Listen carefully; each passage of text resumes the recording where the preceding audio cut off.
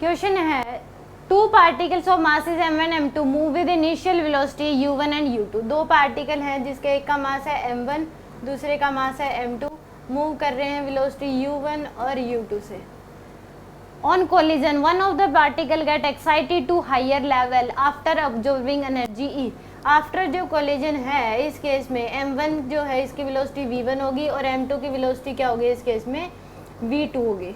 यहाँ पे इन्होंने क्या कर ली, एनर्जी अब्जॉर्व कर ली, जिसकी वजह से क्या हो गया, एक्साइट हो गए और ये क्या चले गए, यानी कि इस केस में यहाँ पे एनर्जी एक्साइटेड, इन्होंने एनर्जी अब्जॉर्व की और हायर लेवल तक गए, यानी कि पोटेंशियल एनर्जी में क्या आया होगा, कुछ ना कुछ चेंज आया होगा। जैसे हम एटॉमिक स्ट्रक्चर में पढ़ते हैं कि इलेक्ट्रॉन एनर्जी अब्जॉर्व करते हैं और एक्साइट हो जाते हैं और क्या चले जाते हैं, हाई लेवल में, हायर सेल्स में चले जाते हैं। तो यहाँ पे भी ऐसा हुआ है कि इन्होंने एनर्जी ई की एनर्जी अब्जॉर्व कर ली, जिसकी वजह से एक्साइट हुए और ये हायर लेवल पे चले गए। अब्जॉर्बिंग एनर्जी, ये बताना है कि क्या रिलेशन होगा इन सब में। तो यहाँ पे हम एनर्जी कंजर्वेशन लगा सकते हैं, क्योंकि यहाँ पे कोई भी एक्सटर्नल फोर्स वगैरह नहीं हो रहा, एनर्जी कंजर्व होगी। तो यहाँ पे इनिशियल एनर्जी देखें तो हाफ m1 u1 का square plus half m2 u2 का स्क्वायर, ये तो इनिशियल होगी आपके पास, और फाइनल जो होगी वो क्या हो जाएगी, हाफ m1 v1 का square plus half m2 v2 का स्क्वायर, और प्लस में जो एनर्जी जो होगी वो है E।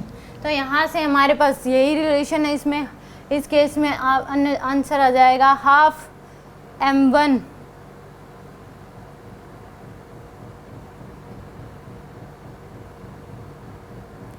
फर्स्ट ऑप्शन क्या होगा इस केस में, करेक्ट होगा। इस E को इधर ले आओ, हाफ m1 u1 का square plus half m2 u2 का स्क्वायर इक्वल टू क्या जाएगा, माइनस का E equal to half m1 v1 का square plus half m2 v2 का स्क्वायर। ये क्या आ जाएगी आपके पास, एनर्जी आ जाएगी, यानी कि इस केस में ए ऑप्शन क्या होगा, करेक्ट होगा।